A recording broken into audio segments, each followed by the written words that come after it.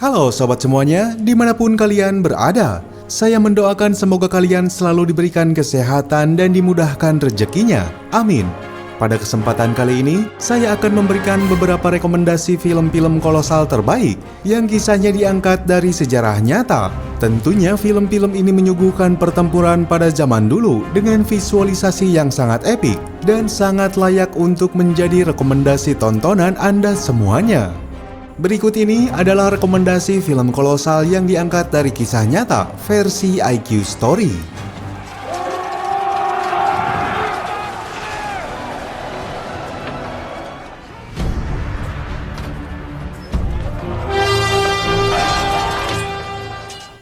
Pertama, Furious.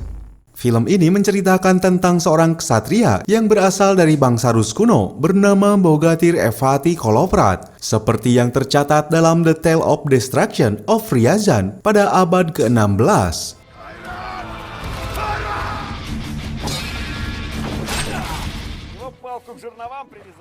Kolovrat merupakan seorang ksatria yang dijuluki sebagai roda pemintal oleh istrinya, dikarenakan pada usia muda, Kolovrat pernah diserang oleh pasukan Mongol di wilayah Sungai Kalka pada tahun 1223, sehingga dari kejadian itu, Kolovrat harus mempunyai penyakit yang sangat aneh.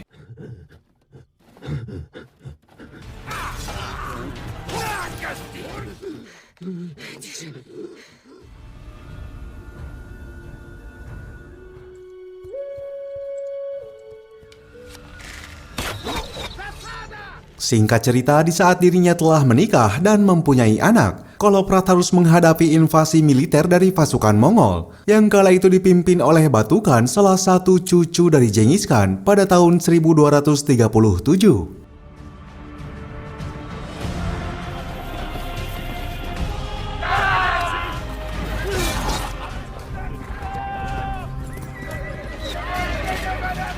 Kerajaan Ryazan yang dipimpin oleh Pangeran Yuri sudah tahu letak kekuatan bangsa Mongol. Maka dari itu dia mengutus anaknya dan beberapa rombongan untuk menawarkan perdamaian dengan cara memberikan beberapa upeti kepada Batukan.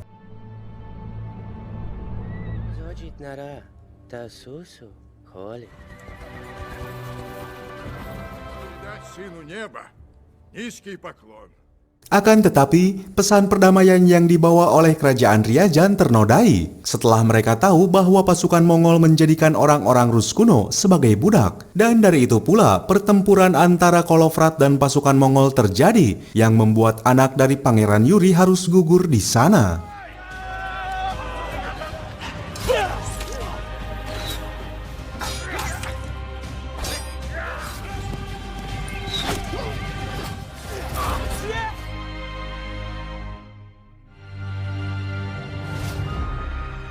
Selepas utusan kerajaan Ryazan melakukan pemberontakan kepada bangsa Mongol, Batukan segera memerintahkan pasukannya untuk membumi hanguskan kerajaan Ryazan beserta para penduduknya, dikala rombongan Kolovrat sedang dalam perjalanan menuju istana.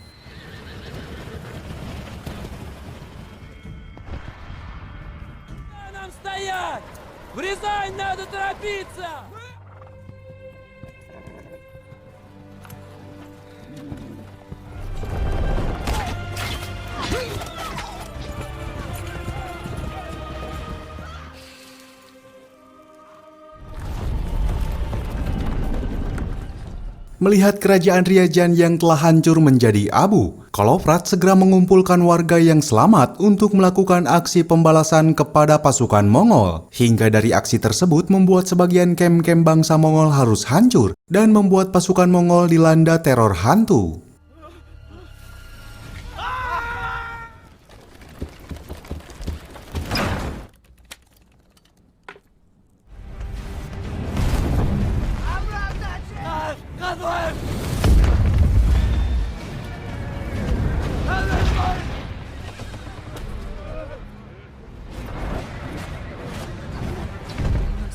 Я сам видел лесных духов. Kolofra terus membuat bangsa Mongol terdesak oleh strategi yang dimilikinya. Hal itu menjadi tantangan tersendiri bagi Batukan, yang kemudian Batukan membawa seluruh pasukan serta alat berat pada pertempuran terakhir di kawasan Lembah Es. Atas kejadian itu, Bogatyr Kolofrat harus tewas di sana setelah dia berusaha bertahan dari serangan bangsa Mongol.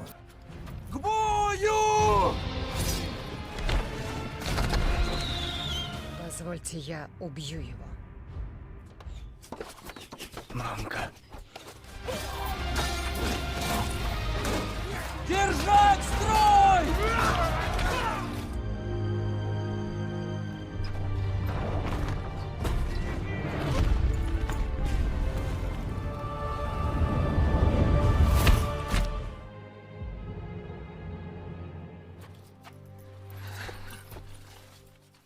Dan atas hal itu juga membuat Batukan harus menguburkan Kolofrat secara hormat untuk mengenang perjuangannya. Dari peristiwa itu, seluruh bangsa Rus kuno bersatu melawan bangsa Mongol setelah mereka mendengar kisah perjuangan Kolofrat sebelumnya. Правду биться, как завещал Калаврат, плечом к плечу, и живые, и мертвые. Kedua, Troy. Film ini mempunyai rating yang cukup tinggi sekelas film kolosal karena film ini dibintangi oleh aktor Hollywood termasuk Brad Pitt dan Eric Bana. Film ini mengisahkan tentang pertempuran hebat antara aliansi kerajaan Yunani saat menginvasi kerajaan Troya di wilayah Asia Minor demi ambisi Raja Agamemnon untuk memperluas wilayahnya.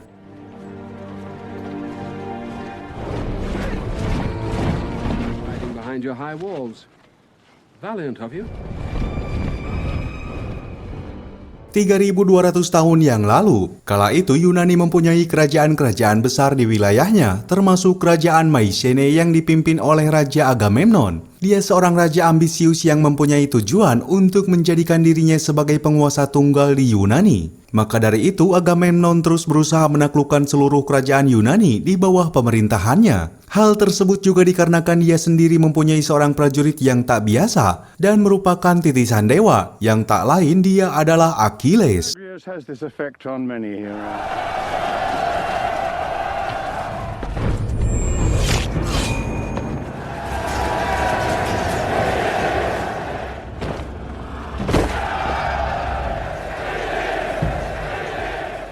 Akan tetapi sifat yang dimiliki Agamemnon terbilang terbalik dengan apa yang dimiliki saudaranya yang bernama Menelaus, seorang raja Sparta. Karena dia memiliki sifat yang cinta damai, sehingga Menelaus menerima perjanjian damai dengan kerajaan Troya yang menjadi musuh bebuyutannya. And fought well.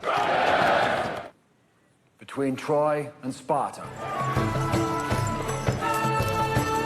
Priam is a good king, a good man. Suatu ketika perjanjian damai antara kerajaan Sparta dan Troya harus dinodai oleh perlakuan pria bernama Paris, seorang pangeran Troya yang telah membawa kabur istri Menelaus. Dengan kejadian itu, Menelaus meminta bantuan untuk membawa kembali istrinya tersebut dari kerajaan Troya. Love for your country. You'd let Troy burn for this woman? Is an insult to all Greeks.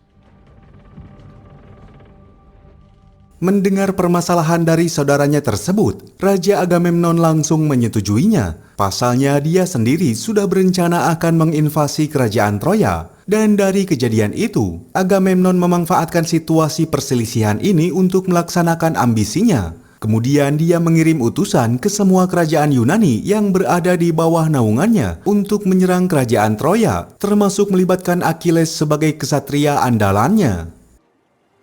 You'll never come home. We sail for Troy in 3 days.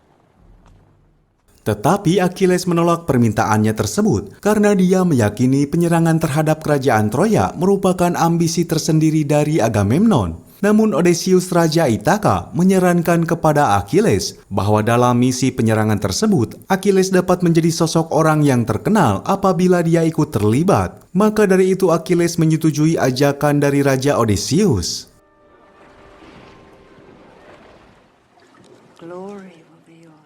Singkat cerita, seluruh aliansi Yunani telah dikerahkan untuk menyerang Troya, dan di sana terlihat Achilles sudah berada paling depan untuk membuka penyerangan, hingga pertempuran antara pasukan Achilles melawan kerajaan Troya tak terhindarkan.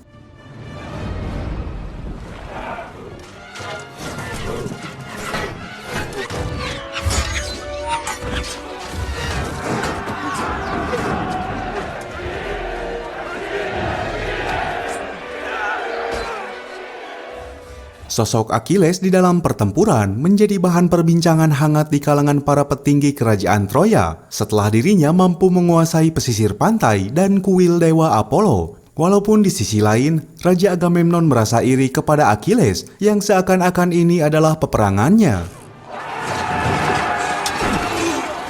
Waited Troy's gates for husbands I'll never see again.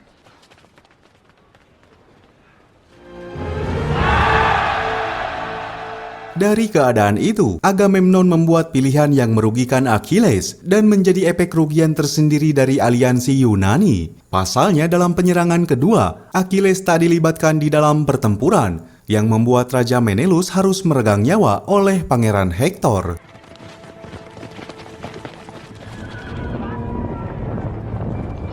In battle, the winner takes Helen home.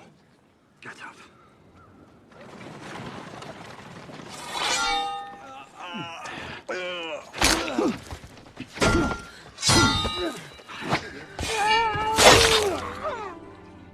Atas semua kekacauan yang ada, kerajaan Troya memanfaatkan keadaan dengan menyerang aliansi Yunani secara mendadak, hingga sepupu dari Achilles gugur di sana oleh Pangeran Hektor.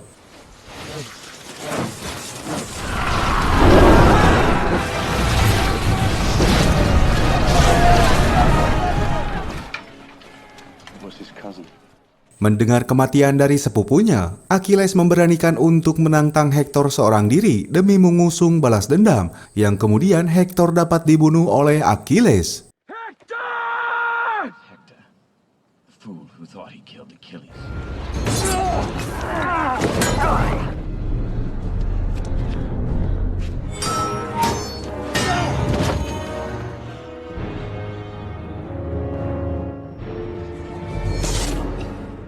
Merasa pelindung kerajaan Troya sudah tewas, pasukan aliansi Yunani membuat strategi mengecohkan lawan dengan membuat patung kuda seakan hadiah untuk dewa Poseidon, hingga patung tersebut dibawa masuk ke dalam kerajaan Troya. This is the will of the god.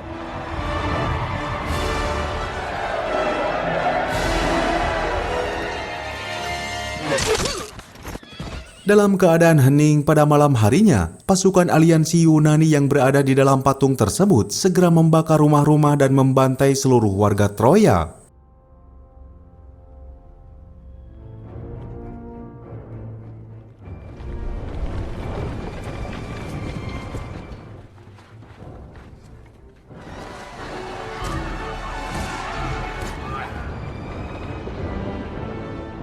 Keadaan seketika menjadi mencekam setelah pasukan aliansi Yunani dapat memasuki kerajaan Troya. Di sana Agamemnon berhasil membunuh Raja Priam, pemimpin kerajaan Troya.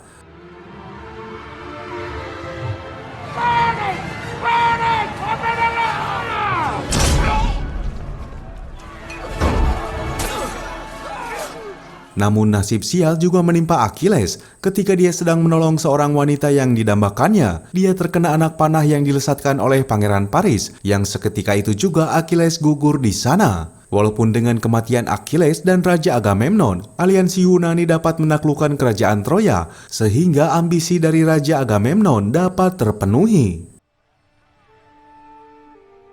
In the time of Hector, breaker of horses. Ketiga, Attila. Film ini tak kalah bagusnya dengan film-film kolosal lainnya, menceritakan pada saat 400 Masehi, Kekaisaran Romawi dalam fase-fase kemerosotan, karena di dalamnya dipenuhi oleh korupsi, kolusi, dan nepotisme. Weakened by politics and war, the Roman Empire... Dari kekacauan yang ada di tubuh Kekaisaran Romawi, muncullah satu persatu suku-suku nomaden yang berada di wilayah Romawi termasuk suku Hun sebagai suku pengembara. Suku Hun tersebar dari sebagian Asia Tengah, Kaukasus juga Eropa Timur, dan dari sana pula lahir seorang kesatria hebat yang nantinya akan menyatukan seluruh suku-suku nomaden di bawah kepemimpinannya, yang mana dia bernama Attila.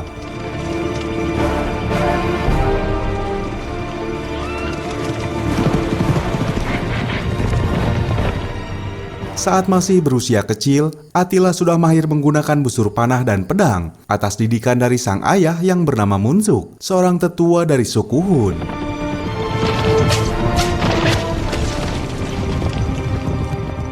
Namun kebahagiaan Attila terhenti setelah sukunya diserang oleh suku-suku nomaden yang lain. Atas kejadian itu ayah dan neneknya harus tewas di sana, walaupun Attila sendiri dapat meloloskan diri setelah dia dihadang oleh pemimpin suku tersebut.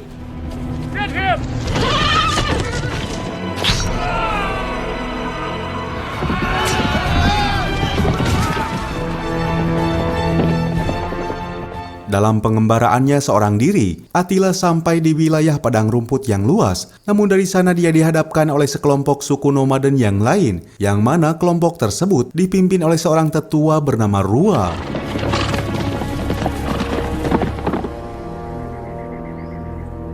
I'm Rua, your father's brother. Rua langsung memperkenalkan dirinya, yang sebenarnya dia merupakan saudara dari ayahnya Attila. Dengan kemurahan hatinya, Rua mengajaknya untuk tinggal bersama dengan dirinya, yang kemudian Attila berkenalan dengan Gelon, yang merupakan seorang wanita supranatural.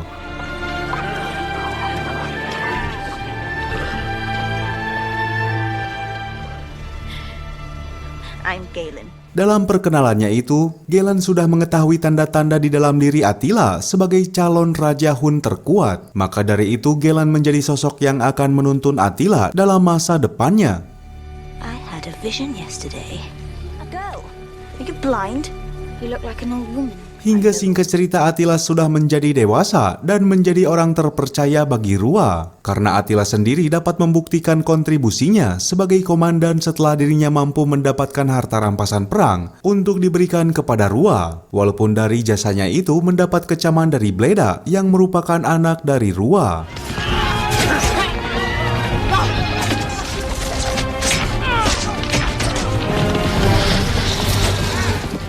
I bring you tribute from our victory.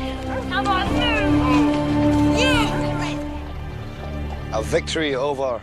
Attila dan Bleda kini semakin menjadi rival setelah Bleda memilih seorang wanita bernama Ankara yang merupakan wanita dambaan Attila. Saat itu rasa emosional Attila sudah memuncak dan akan menghabisi Bleda, namun Galen yang peduli akan masa depan Attila dapat menghentikannya. An animal. You can't kill Bleda, you can't. Seiring berjalannya waktu, aksi-aksi dari Attila menaklukkan wilayah suku-suku nomaden sampai ke telinga Kekaisaran Roma yang kala itu sedang dipimpin oleh Kaisar Valentinian. Bahkan ibunya Placidia yang khawatir akan kabar tersebut langsung menghampiri seorang mantan perwira legiun yang bernama Flavius Aetius untuk memintanya menangani suku Hun. Meskipun dia sendiri dulunya mempunyai niat untuk mengkudeta Kaisar Valentinian. There have been reports of a new warlord. Reinstatement to the rank of My master. son is young. He needs someone to guide his decisions. Dari situasi itu, Flavius langsung menggunakan skillnya sebagai ahli strategi. Misi pertamanya yaitu membuat suku Visigoth dan suku Hun berperang. Dengan memanfaatkan situasi, Kekaisaran Romawi seolah-olah bergabung dengan suku Hun. Hingga misi mengkambing hitamkan kedua suku tersebut akhirnya berhasil. Yang pada akhirnya Kekaisaran Romawi serta suku Hun berperang dengan suku Visigoth di lembah padang rumput.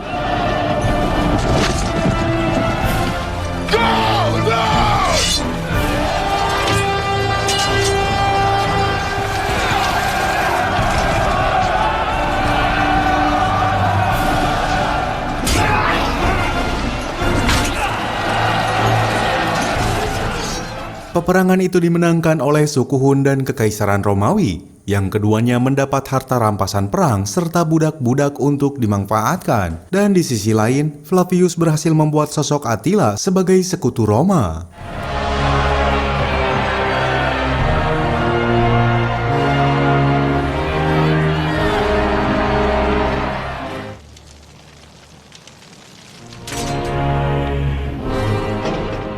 Namun kepergian Attila ke Kaisaran Roma dimanfaatkan oleh Bleda yang berniat membunuh ayahnya itu demi menjadikan dirinya sebagai raja pewaris tahta. Walaupun rencana tersebut terdengar oleh Ankara dan melaporkannya kepada Galen. I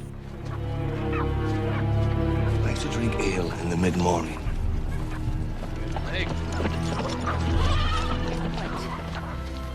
He's planning to have Rule murdered. He will die peacefully, and you will live well. Di sana Galen tak bisa berbuat banyak untuk membantu Ankara. Pasalnya dia sendiri akan dibunuh oleh Bleda apabila dia membocorkannya. Maka dari itu Galen hanya memberikan sebuah petuah kepada Ankara bahwa hanya Attila yang dapat menghentikan Bleda menjadi raja. Attila must return. If there's one thing that will bring him back. Kabar kematian Rua akhirnya sampai ke telinga Attila, yang kemudian dia bergegas untuk pulang ke tempat asalnya. Sesampainya di sana Attila langsung mengajak Bleda berduel untuk memastikan siapa yang lebih pantas menjadi raja.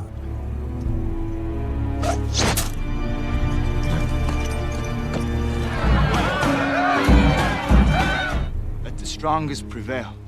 Pertandingan berdarah itu akhirnya dimulai dan dari sana Bleda memakai cairan racun untuk membunuh Attila. Namun racun itu tak berefek kepada Attila. Hingga dari sana pula akhirnya Attila bisa membunuh Bleda yang seketika membuat dirinya diangkat menjadi seorang raja.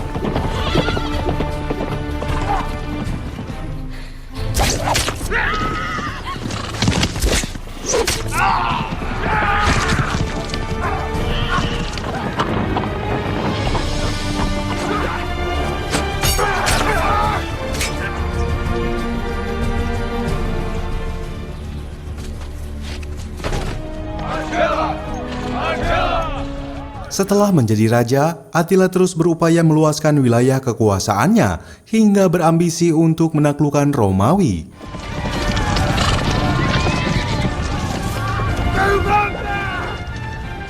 Dengan mengerahkan semua pasukannya, Attila menyerang benteng Konstantinopel yang kala itu menjadi pusat pemerintahan Kekaisaran Romawi Timur. Hingga singkat cerita dia berhasil menghancurkan benteng Konstantinopel.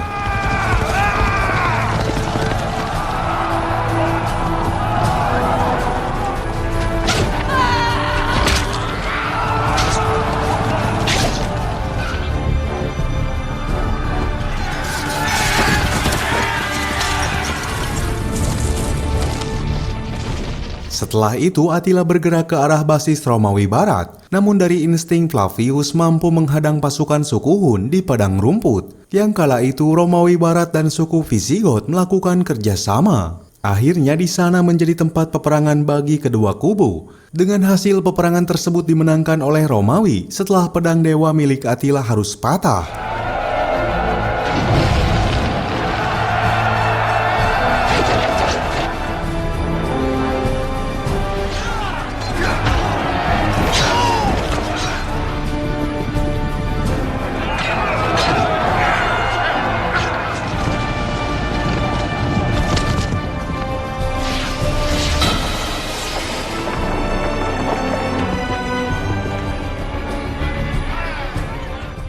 Setelah kemenangan tersebut, Flavius banyak diberikan hadiah oleh Kaisar. Namun itu semua tak berlangsung lama. Setelah dirinya dihianati oleh Kaisar Valentinian dengan cara dibunuh. Dan nasib nahas juga dirasakan oleh Attila setelah dirinya menikah kembali dengan budak wanita suruhan orang Romawi dengan cara diberi racun. Kemudian setelah dua tokoh penting dari masing-masing kubu telah tewas, Romawi dan suku Hun akhirnya benar-benar hancur.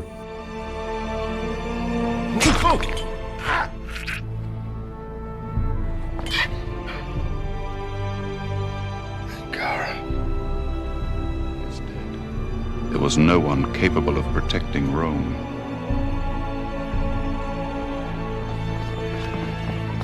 Centuries of chaos known to history as the Dark Ages descended. Keempat, The Story of Joan of Arc. Film ini mengisahkan tentang seorang wanita agamis yang memiliki jiwa patriotik untuk membebaskan Prancis dari masa peperangan 100 tahun dengan kerajaan Inggris. Wanita tersebut tidak memiliki latar dari keluarga militer. Dia hanya mampu memberikan motivasi dari keimanannya sebagai utusan Tuhan, yang akhirnya dia mampu menjadi komandan dalam setiap pertempuran, yang mana dia adalah Joan of Arc.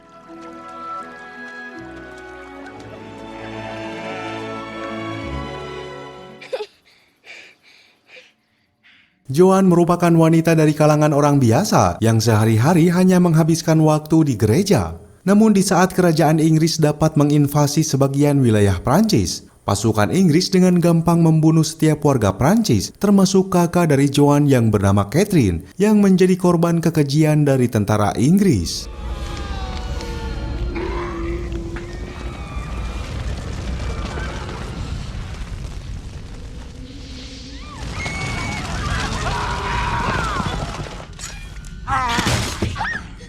Atas kejadian itu, Joan yang masih berusia belasan tahun mendapati trauma yang sangat mendalam dan mengusung balas dendam kepada kerajaan Inggris. Hingga singkat cerita, Joan kini telah dewasa dan mempunyai kekuatan supranatural hingga mengklaim dirinya sebagai utusan Tuhan.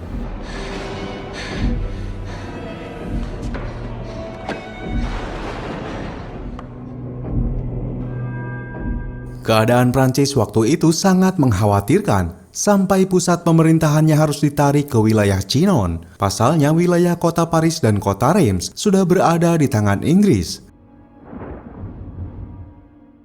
Situasi itu dimanfaatkan oleh Joan untuk mengambil hati dari Charles ke-6 untuk memberikan janji kepadanya sebagai Raja Prancis setelah kota Reims dapat direbut kembali, asalkan dirinya diberi baju jirah dan diperbolehkan untuk memimpin pasukan.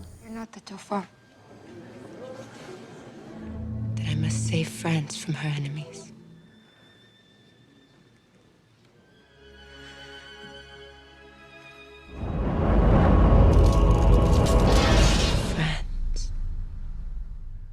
Charles ke-6 yang percaya bahwa Joan sebagai utusan Tuhan langsung menyetujui permintaannya. Pertempuran pertama Joan adalah menyerang benteng di Saint-Lô. Kala itu Joan memperlihatkan keberaniannya untuk menyerang pasukan Inggris. Dengan membawa panji-panji Tuhan, pasukan Prancis dapat menguasai benteng itu.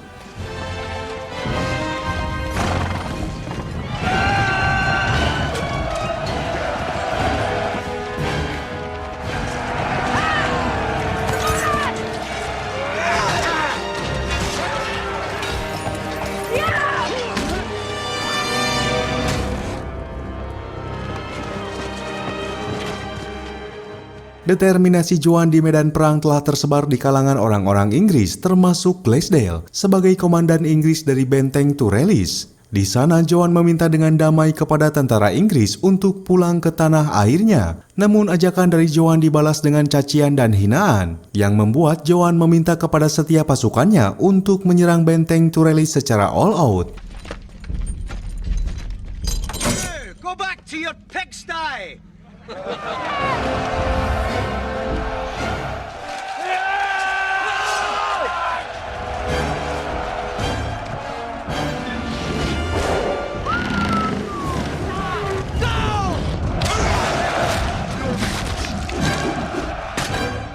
Dengan kegigihan pasukan Prancis, akhirnya benteng Turellis dapat dikuasai oleh Prancis secara penuh. Dan puncaknya, kemenangan kerajaan Prancis dalam peperangan 100 tahun terjadi ketika Joan secara berani mengultimatum pasukan Inggris di sebuah wilayah padang rumput. Dengan kejadian itu, kerajaan Inggris menarik mundur pasukannya kembali ke tanah air. Dan kemenangan itu diakhiri dengan diangkatnya Charles ke-6 sebagai Raja Prancis yang baru. For your answer.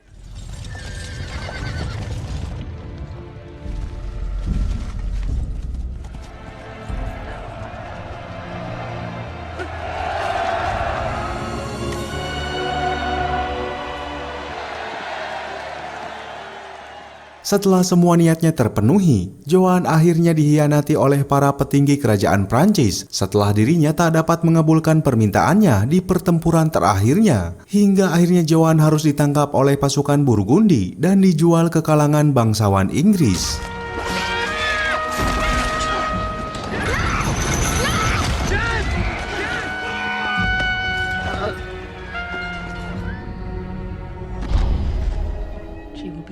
us.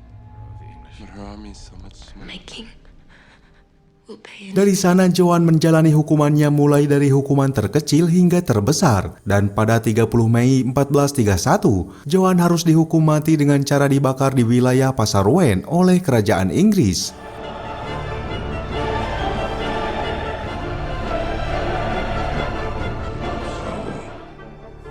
In nomine Patris.